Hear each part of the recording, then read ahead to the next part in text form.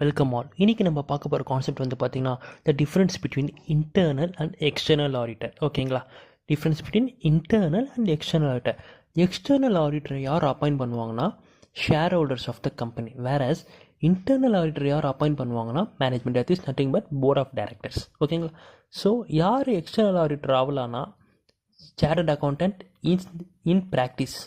So CA in practice is eligible to be external auditor. So chartered accountant is employed. ஓகேங்களா? எம்ப்ளாயடாக இருக்கவங்க internal auditor ஆகலாம். So இவங்களோட scope என்ன determine பண்ணுறது, அவங்க எந்த ஆக்ட் படி அப்பாயிண்ட் ஆயிருக்காங்கன்றது. So scope is determined by the statute under which they are appointed.